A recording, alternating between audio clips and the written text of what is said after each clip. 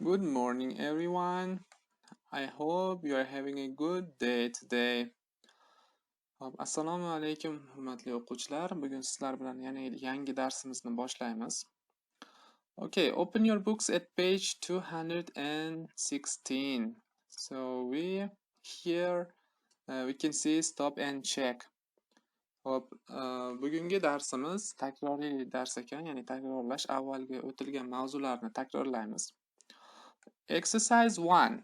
Mark the statements as true or false. Ya'ni quyidagi gaplarni to'g'ri yoki noto'g'ri qilib belgilab chiqishimiz kerak. For example, misol uchun true degani to'g'ri degani, false noto'g'ri. Birinchi gapni o'qiymiz. Let's read the first sentence. To compare two things, we add or er to many adjectives. Sizlarga kecha sifatni qiyosiy darajasi va orttirma darajasini tushuntirib bergan edim. Xo'p, bugun mana shu haqida savol ketyapti. Ya'ni bu yerda bu exercise'imizda asosan grammatik qoidalarimiz bo'yicha ekan. Mana shu ikkovi sifat bo'yicha, ya'ni qiyosiy va orttirma daraja, comparative and superlative forms of adjective. Bu yerda endi bu savolda to compare two things we add er, ya'ni ikki narsani solishtirayotganimizda, qiyoslayotganimizda er qo'shiladimi? Qo'shiladi.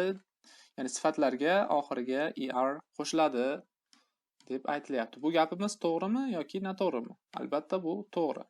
Agar to'g'ri bo'lsa, gapimizni ko'chirib turib, ya'ni gapimizni ko'chirib bo'lgandan keyin oxiriga true, ya'ni to'g'ri yoki gap xato bo'lsa, noto'g'ri false deb yozib qo'yamiz. All right, the next exercise. In the next exercise, you have to put these objects in this room and then you have to make up the sentence or collocations. Mana bu exercise'da mana shu suratda ko'rib turganinglardek, bu yerda bir qancha o'quv qurollari berib qo'yilgan va kiyim ham bor ekan. Xo'p, mana shu narsalarni xonaning xohlagan joyiga joylashtirib, shunday gap chiqarishimiz kerak. For example, soat, qo'l soatini olaylik. Qo'l soati stolning ustida deylik. The watch is, ya'ni qo'l soatini watch deymiz, the watch is on the table. Ya'ni soat, qo'l soati stolning ustida. Yoki misolda ham berib qo'ygan, the bag is under the table. Ya'ni sumka stolning ostida yoki tagida. Shunday qilib, mana shu narsalarni bu xonaga joylashtirib gap yozib chiqamiz. The next exercise. Keyingi exercise'imizda you have to complete these gaps with articles an or the or no articles. Ya'ni bu exercise'da mana bu bo'sh o'rinlarga article qo'yib chiqishimiz kerak. A yoki n buni o'tganmiz yoki the qo'yiladi. Bo'lmasam qo'yilmaydigan joylari ham bor. Ya'ni ayrim so'zlarga bu yerda article ishlatilmaydi. Okay, the next exercise, exercise 4, to'rtinchi exercise. In this exercise, we have two charts here in A and B. There is some sentences are incorrect. You have to choose the correct one. Bu yerda ikkita tablitsa berilibdi, A bilan B. E'tibor bersanglar, bu yerda gaplar deyarli bir xil, faqat birinchisi ikkovidan bitta, misol ikkita gap kelayotgan bo'lsa, ikkovidan bittasi xato.